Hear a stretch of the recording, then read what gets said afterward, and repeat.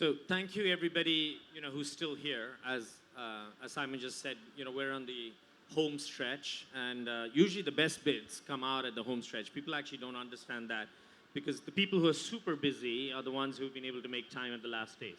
So I've got great four panelists. They actually cover a very wide spectrum. We're going to be talking about sort of bridging the great divide between sort of e-commerce and in-store experiences for customers. So we're going to touch on all sorts of technology, and along that we will touch things like payments and loyalty, AR, VR, and so on and so forth. But I think to start this off, it's best if you all introduce yourselves rather than I do a bad job. So Sara, can we start with you? Absolutely. Hi everyone, my name is Sara Tabana, and I head digital partnerships, fintech and ventures for the Middle East and North Africa at Visa. Hi everyone, Salam Alaikum. My name is Melodi Askelöf, and I'm the CEO and co-founder of Satocci, a simple scan-to-pay solution, easy to use and hassle-free. Hi everyone, thank you Arjun. My name is James Basnett, and I'm the CEO of Shape Immersive. We are a metaverse studio that focuses on helping retail brands leverage 3D technology to build stores and brand experiences of the future. Hi everyone, my name is Jamal. I am the VP of Carrefour Magic Food and Retail, taking care of the digital transformation of the group. So happy to see you everyone. Thank you. Excellent. So I guess let's start from the basics, right? And Sarah, you made the mistake of sitting next to me, so I'll start with you, right? Simple question, lays the groundwork, right? Why is it important, right, to create that sort of seamless customer journey, right, which sort of traverses across both in-store commerce, which is I think about 80 to maybe 95% in some parts of the world, and e-commerce, which is about 5 to 10% or 20%, whichever part of the world you're looking at? Great question. So I think that, to your point, this percentage is going to continue to shift. So today, even though in some, depending on the geography, the ratio between in-store and online is going to differ based on where you are. But it's very important from a customer expectation standpoint to have consistency, whether they're shopping online or if they're shopping at the store. And a lot of the customers today are not shopping either online or at the store. There's also a lot of omni-channel shopping. So if they start at the store, for example, they want to go home and do some research online. They want to go and look at the different products that you have on your online store. They may buy something online and then go and return it at the store. So having that consistency across both is extremely important. I would say also from a brand positioning and a brand communications perspective, if you have your online store, you want to make sure that the communication is very consistent to what you have at your physical store. So building that consistency across from an experience standpoint, in terms of making sure that the customer walks into the store or online and has that unified experience of your brand, of how you communicate, and not having any bottlenecks in terms of the operations from an inventory perspective as well, for example, is really critical to make sure that you stay competitive, and it's critical for you to continue to have that brand loyalty. Okay, all right. Does anyone want to add to that?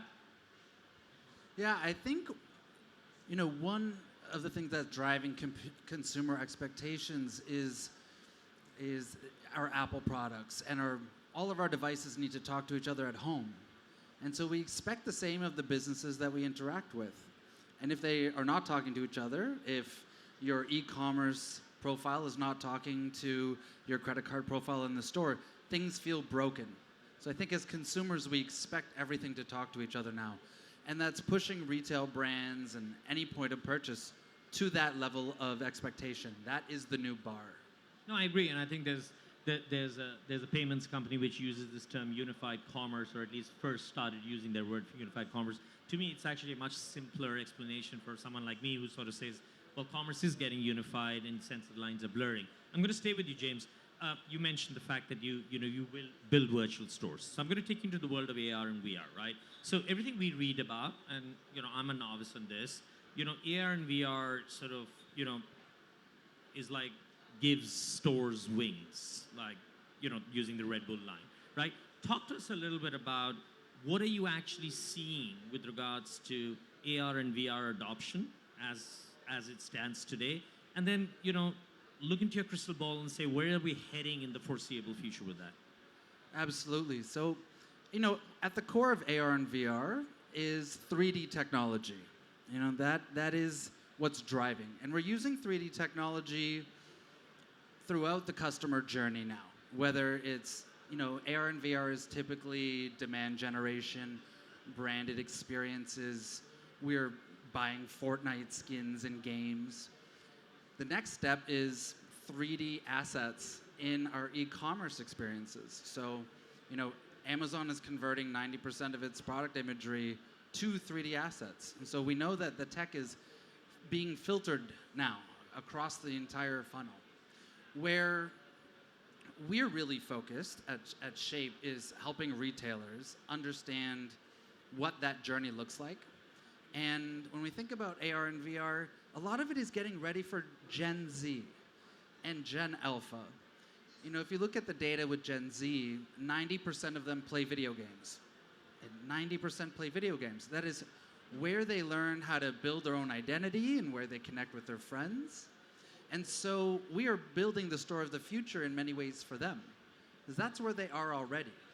And if we build the store in the malls, the Gen Zs might not be there. But if we put them in the video games, we might see record numbers. And so I think a lot of store of the future is getting ready for a completely different consumer. Gen Alpha is even worse. I mean, they have iPads, from the time that they're, 2, 3 years old. The vast majority of them are completely addicted to digital from a very young age. So it's about getting ready for that while creating something that's beautiful and creative today for our brands. So you talked about, let me come back to you because we were talking outside about it. How are you seeing AR, VR play out in the in-store experience? So I understand by the time the Gen Zs and the Gen Alphas are the biggest spenders and, they are a considerable part. We still, our part of the world here, we still only have about 15, well, I don't even think we have 15% e-commerce penetration. I think we're at about 10%, right? And in some categories, it might be in single digits. How are you guys, and Jamal, you come in too also if you'd like to, how are you guys using or seeing AR, VR being used in the in-store experience? So I think there's, what you mentioned, James, is definitely a very good point in terms of that online experience. But I think that what we're trying, or the trends that we're seeing, is not only bringing some of the advantages of the in-store to the online experience, but also some of the advantages of the online experience to in-store or technology.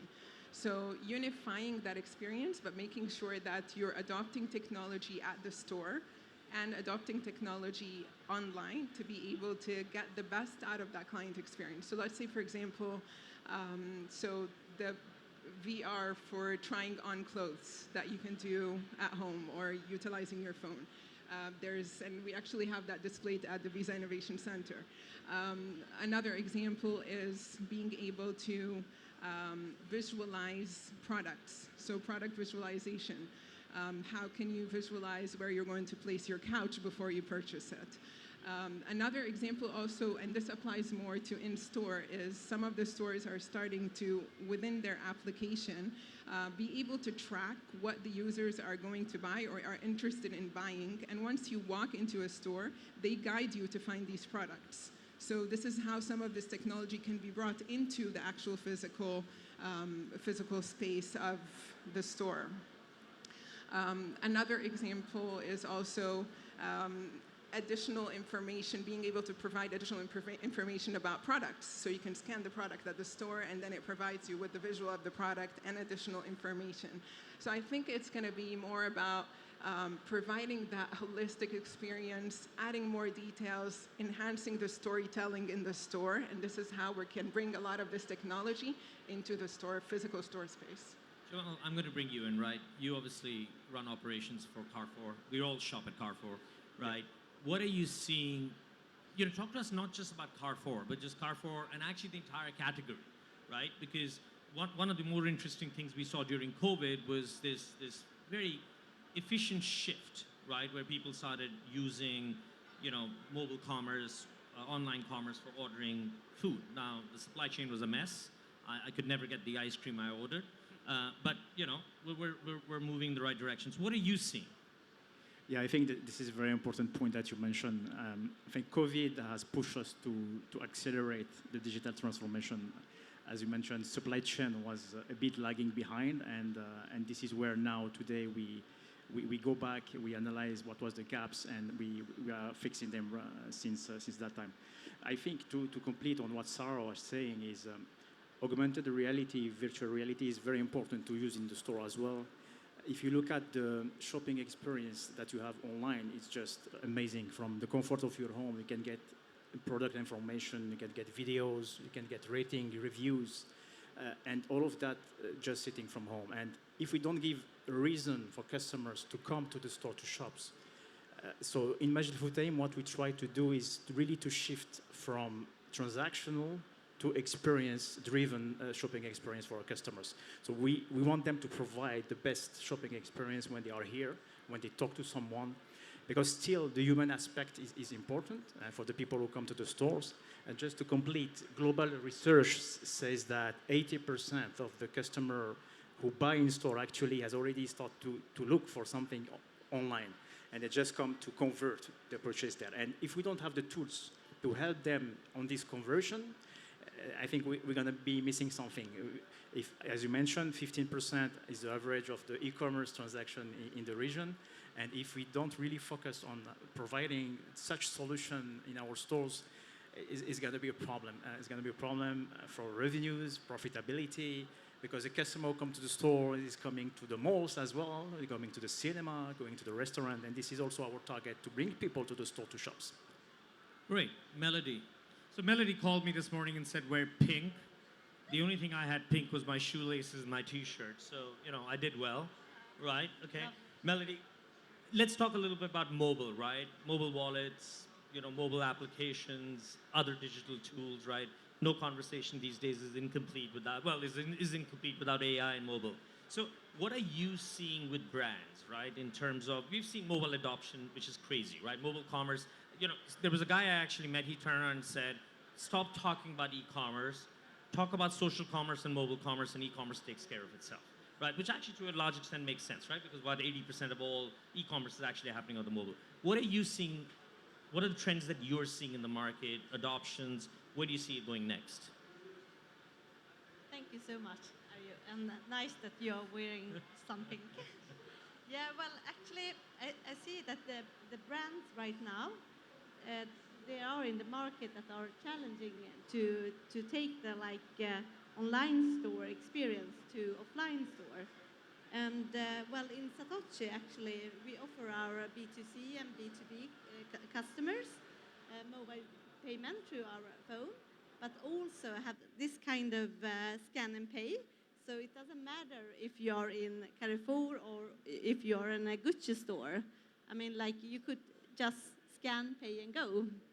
And also have this kind of loyalty programs. And well, the thing is, I think the brands right now want to work with more innovative startups like us to make this happen.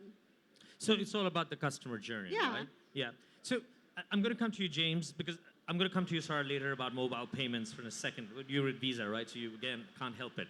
But James, let's take the word brand, right? I think a lot of large brands, Carrefour being one, they're for them, brand efficacy, brand consistency, brand positioning is quite critical, right? And the online persona of that brand and the in-store brand presence needs to seamlessly sort of integrate, right? And a lot of these brands have come from a very in-store legacy, right? It was all about big names outside, Carrefour, everywhere you go. And then you go into these virtual worlds, and you guys are taking it to a whole new level with the metaverse. Two-part question. One is, what are the challenges with keeping that sort of brand consistency? And secondly, how do you guys solve for it? So I love this question. There's lots of challenges in the mix. The main one that we find today is mostly looking at the consumer that is using the 3D virtual store of the future. They're younger, they skew towards Gen Z. And Gen Z, the way that they interact with brands is different. A lot of our brands, it had to do with how we manage the content. We need to ensure that there are rigid rules. Gen Z wants to break down all of those rules. They want to, if you put a wall up, you got a virtual wall and your logo's on it, they want to spray paint on it in the virtual world, in Metaverse. And so I think helping our brands think more creatively about themselves as creative pillars for this new generation of customer. So that's hard for them. You know, they really like saying no to as much as they can because what they say yes to, that very small amount, is their brand. So being able to put the right experiences in place that allows consumers to interact and create with that brand is the future of them. And it's forcing brands to think outside of the box. Where I see really nice byproduct is the amount of collabs. There's collabs everywhere. And I think that that is, you know, before we get to Metaverse and everything's creative and you're running around, you know, Mars, the Mars store, the collabs are a great way for us to think creatively about brands while using the stores that we already know and love, using the marketing techniques that we already have very mature groups focused on. And so I think that's one of the byproducts that I love, is the number of brands that are collaborating with one another. Okay, so I'm going to switch gears. We're going to come back to the world of payments because it does say that we have to do some pay tech today, right? So here's my sort of 2 cents worth, and I'm sure I get this wrong, right? A lot of this sort of split between e-commerce and offline commerce is driven by card present, card not present, right? And the way the data is being captured, right? Or where you make the payment. Now you have propositions like Satocci, which in my humble opinion is an e-commerce transaction, because that's how you would see it, card not present, but it's in store, right? So the whole sort of lines of e-commerce, offline commerce, you know, it's an intellectual debate which you can have over a cup of coffee, but the reality is the customer doesn't give a damn, right? Apologies if I'm not supposed to use the word damn, but I have. Where, from a payments perspective, right, are you seeing the most interesting development happening? And you know, how are payment players evolving and adjusting beyond just giving you a checkout option? So I think the most we're seeing in terms of the development is making sure that there is truly an ease where the payment is just sitting in the background of what's going on in terms of the experience. So the easier it is for the person to quickly be able to provide their details only once if possible and just have that saved in the background, or the ease of them being able to pay utilizing different means of payment, the easier it becomes for that user. So shorter steps, but also different alternatives when it comes to accepting payments, including some of the technology like buy now, pay later, if that's something that's, you know, popular within or is of need for that merchant. So diversifying the means of accepting the payment, but also utilizing technology like face recognition, like digital wallets, like buy now, pay later, as I said. So that diversification, but also minimizing the steps and making sure that there's obviously a sense of security for the person who is paying. What happens in the background, to your point, like whether this transaction is, you know, whatever category it sits in, that's irrelevant from a user standpoint. Totally. So the technology is more about enabling that seamless payment to be able to go through with as few steps as possible, utilizing whatever rails that make sense for that consumer. I think that's what we're all trying to get to. Melodi, I'm going to come to you, and then Jamal, you jump in after that, because I think it's critical for you guys too. So you talked about scan and pay, right? Yeah. Scan and go or scan and pay, whatever you know. So multifaceted. I'm going to ask you 2 or 3 questions within this, but they're all related, right? One is the way I saw Scan and Go, I used to work for a retailer. I worked 5-6 years in retail. And actually, we were one of the first people to introduce Scan and Go in the market here. We didn't see adoption. And I'm going back nearly 8-9 years ago, and so maybe we were just ahead of the curve. And the primary reason we were doing that was for queue busting, right? It was queue busting because people didn't want to sort of queue up and pay, and especially if there was some person who just had one item, the guy in front of him had 15 items and would annoy you. And then you create these sort of faster lanes, and then you realize that everybody was on the faster lane, and it was madness, right? Two things. One, are you actually seeing Scan and Pay being adopted for more than just queue busting? Are people using it as a personalization tool, right? Secondly, are you actually seeing greater adoption of biometrics within the broader world of Scan and Pay? Yeah, I do. Thank you so much. Because, as you say, Scan and Go is nothing new. But the thing with this kind of technology today, like AI and machine learning, you could do a lot.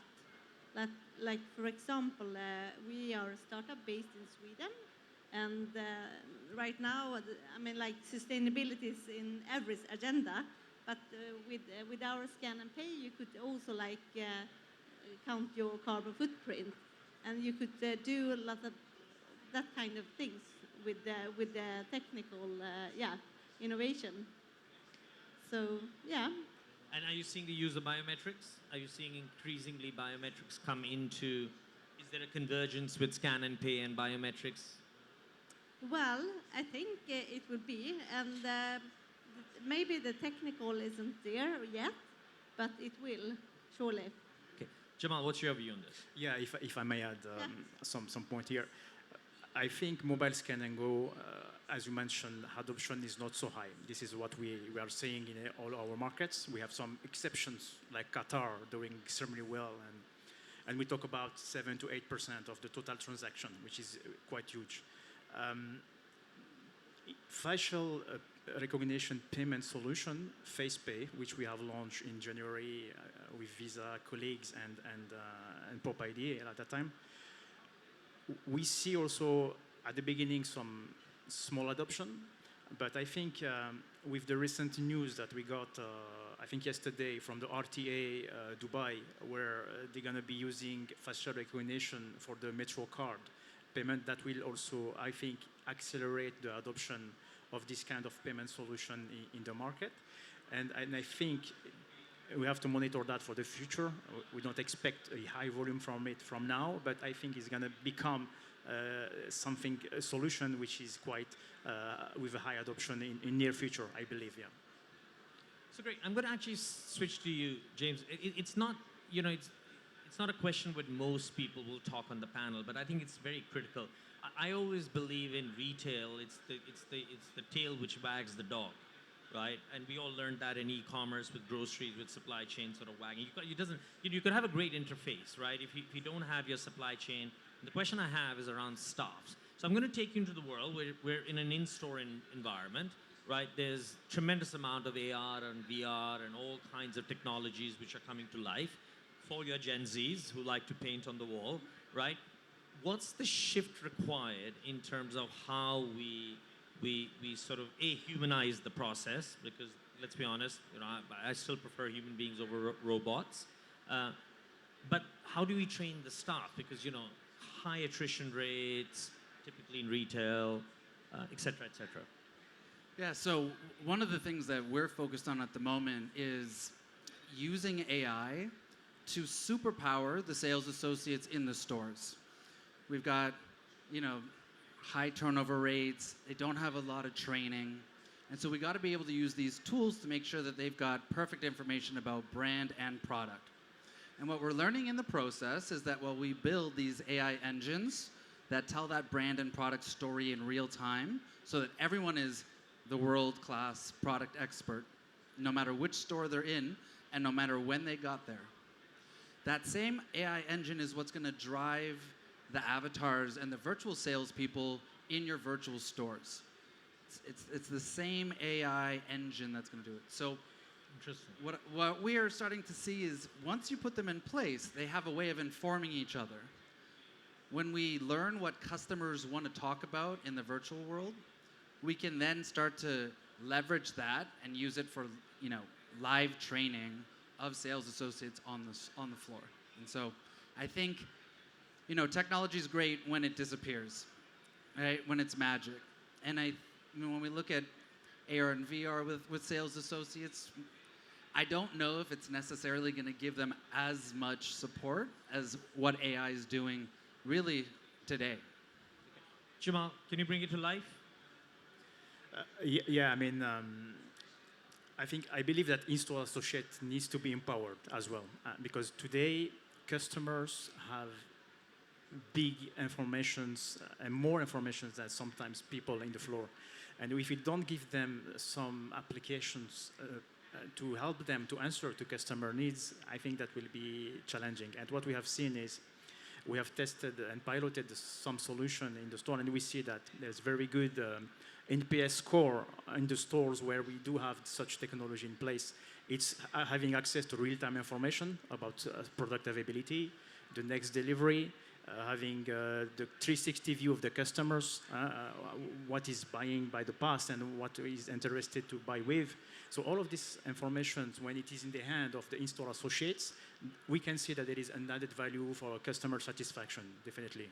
Okay, I want to leave a couple of minutes at the end for the audience to ask a few questions. So here's an open question to all four of you, right?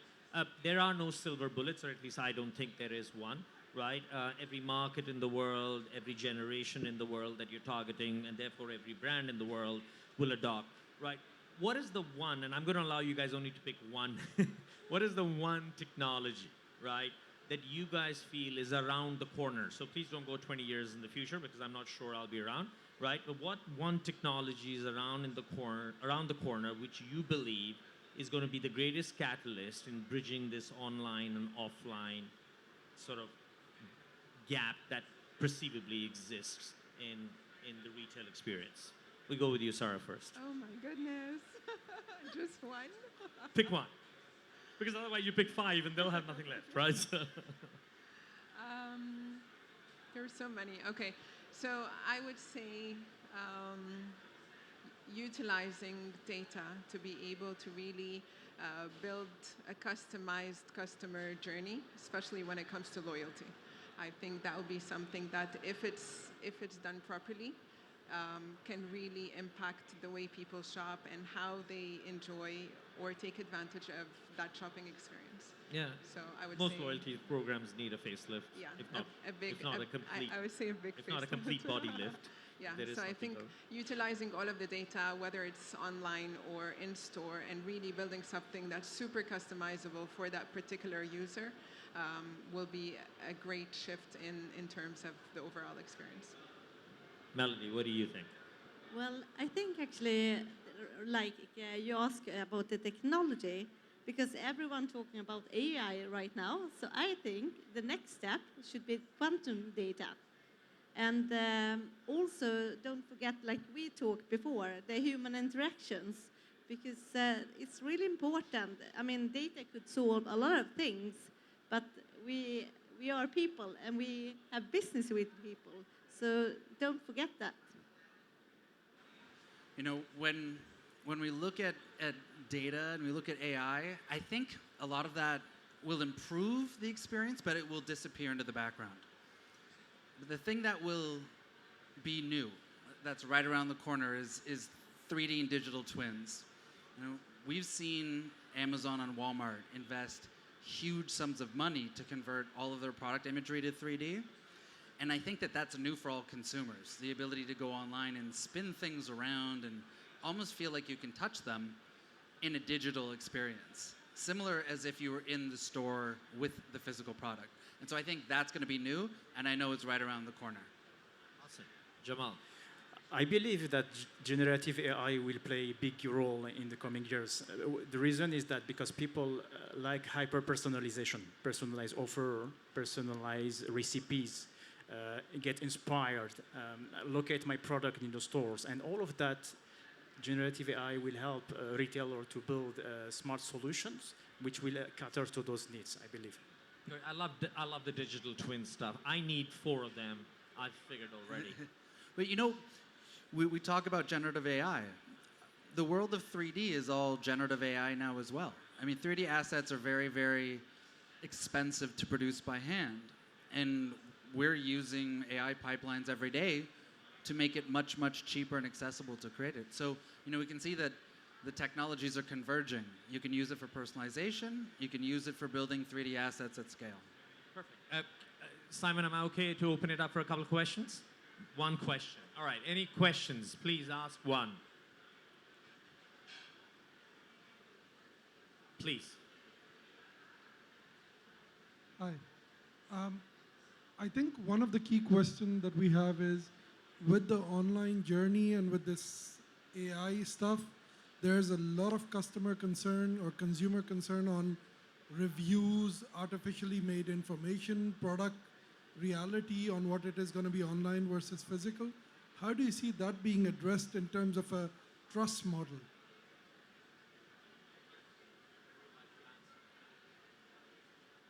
I think when you speak about content creation, all of that, I think the brand guidelines has to set on the top of that and make sure that we don't abuse from the Gen AI, especially from the content point of view. I think still there will be Q&A, quality check, and information check available as we do have today. It's a very important point that you have mentioned today. There are risks, and we are really aware about that. We work with our partners to make sure that we don't cross the line, and I think this is what we are looking at right now, and try to anticipate that as well. Right. Thank you, everybody. Thank you for staying here. I'd like to thank Sara, Melodi, James, and Jamal. Thank you guys for being candid with your point of views. I hope you guys took some pointers away. You can always catch them outside the summit stage. So thank you, and thanks, Simon. Thank you. Thank you.